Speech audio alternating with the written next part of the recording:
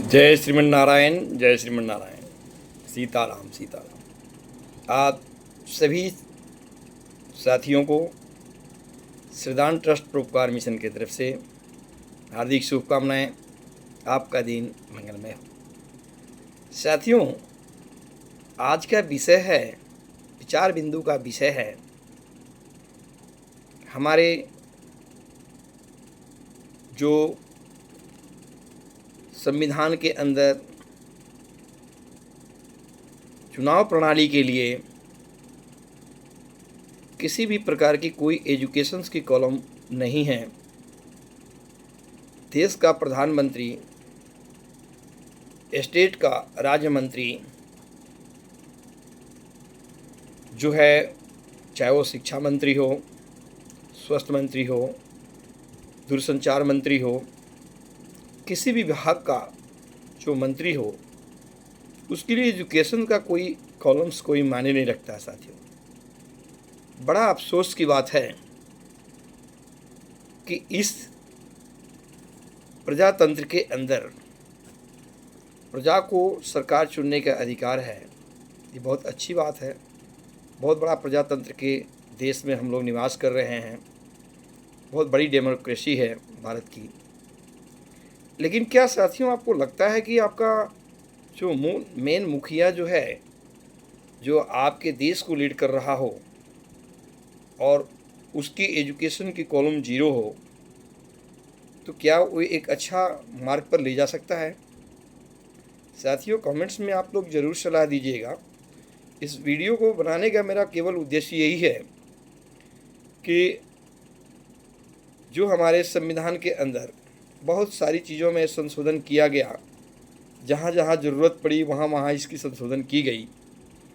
क्या चुनाव प्रणाली के लिए केवल जनता के माथे थोप दिया जाए और जनता जिस करवट जिस तरीके से चीज़ें वो जो है सपोर्ट कर दे, वो व्यक्ति चाहे वो अनपढ़ गंवार हो, उसका कोई भी एजुकेशंस नहीं हो, बहुत बड़ा क्रिमिनल बैकग्राउंड हो, क्या ऐसे लोगों को क्या अधिकार है एक शिक्षा मंत्री बनने का? साथियों, बड़ी अफसोस की बात है। मैं वर्तमान सरकार जो देश को लीड कर रही है, माननीय देश के मुख्यमंत्री,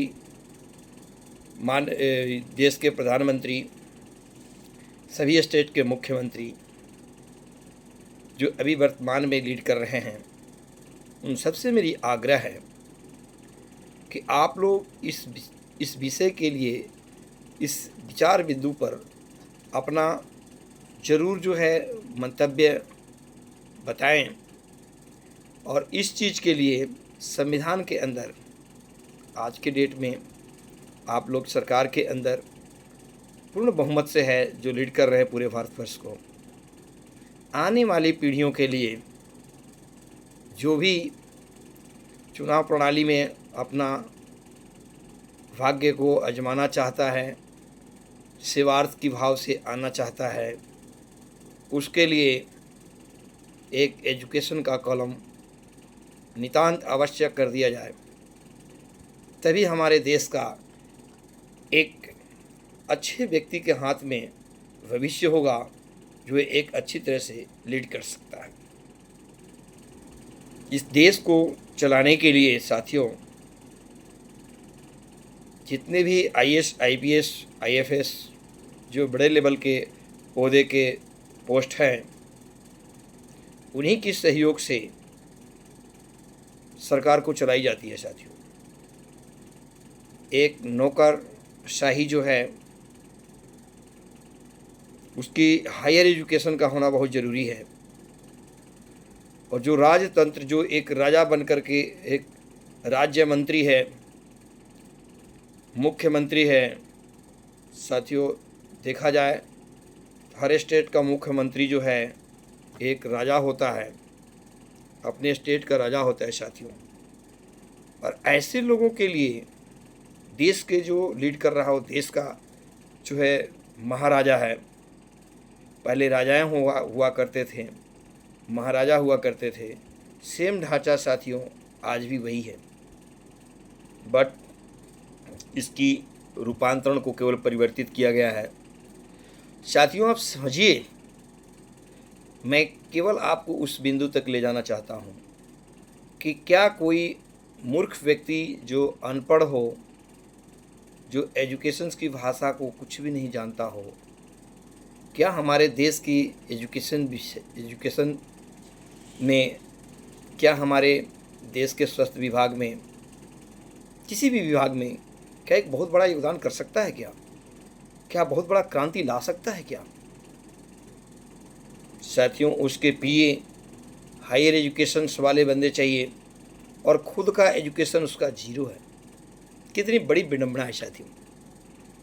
हमारे इस देश के अंदर, संविधान के अंदर चुनाव प्रणाली, चाहे वो जो भी चुनाव प्रणाली हो, एक मुखिया सरपंच की जो चुनाव प्रणाली है और अप टू प्रधानमंत्री तक के चुनाव प्रणाली को एजुकेशंस के साथ मस्ट कर देनी चाहिए, विथ परसेंटेज पार्ट मस्ट कर देनी चाहिए, जिससे कि लागू होनी चाहिए साथियों, जिससे कि हमारा आने वाला जो लीडर्स है, मुझे गर्व हो कि मेरा लीडर जो है इंटेलिजेंट है।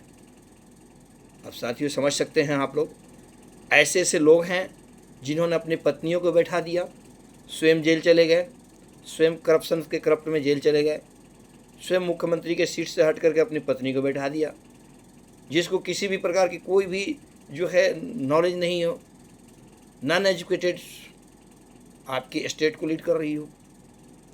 आप समझ सकते हैं साथियों, मैंने किसको कहा।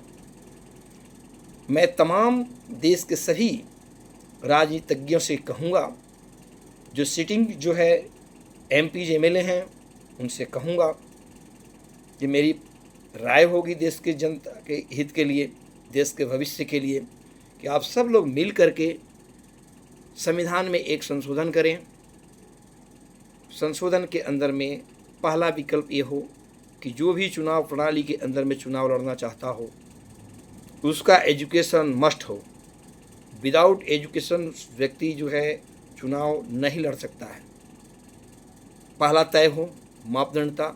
सेकंड तय हो, यदि किसी भी उम्मीदवार के प्रति जघन्य अपराध का जो है वो दायर हो, एफआईआर दायर हो, जघन्य अपराधों में शामिल हो, ऐसे लोगों को चुनाव में कभी भी जो है उम्मीदवार पद के लिए नियुक्त न किया जाए, इनको जगह नहीं दिया जाए। जो बड़े बड़े भ्रष्टाचार में लिप्त में पकड़े गए और जेल गए, उनके लिए आजीवन जो है उनका चुनाव पर बैन होना चाहिए। चुनाव प्रणाली में वो चुनाव लड़ने के लिए खड़े नहीं हो सकते हैं। जो उम्मीदवार हमेशा हमेशा के लिए आजीवन उनका जो है ब्लॉक होना चाहिए।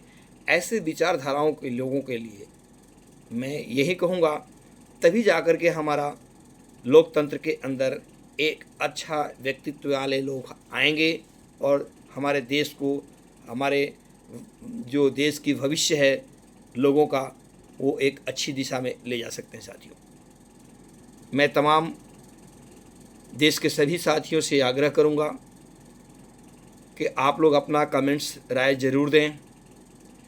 क्या आप लोग चाहते हैं कि एजुकेशन का कॉलम होना चाहिए? यदि एजुकेशन का कॉलम होना चाहिए साथियों, तो इस वीडियो को इतना फॉरवर्ड करें अपने हित मित्र दोस्तों के अंदर कि ये सभी तक, इंडिया के कोने कोने तक लोगों के अंदर ये आवाज़ पहुँचे कि education is the must in the elections of any type of चुनाव प्रणाली, लाइक मुखिया अप टू पीएम। तभी हमारे देश के अंदर एक बहुत बड़ा क्रांति आ सकती है, एक बहुत बड़ा बदलाव आ सकता है और हमें अपने आप को गर्व होगा कि हमारा जो लीडर है वो हायर एजुकेटेड है और हमें एक अच्छे मार्ग पर जो है ले जा रहा है, एक अच्छा समय में एक अच्छा निर्णय लेने की क्षमता रखता है साथियों। तभी हम आगे की तरफ बढ़ सकते हैं। मैं आप सबसे ये उम्मीद करता हूँ कि आपको ये वीडियो अच्छा लगा होगा। यदि अच्छा लगा होगा तो चैनल को ज़रूर सब्सक्राइब करें साथियों, और आगे के लिए हमें गाइड करें।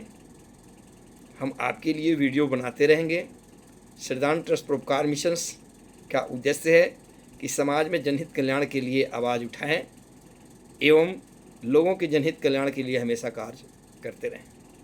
बहुत बहुत धन्यवाद साथियों। आप सबका दिन मंगलमय हो। आप सबका दिन मंगलमय हो साथियों।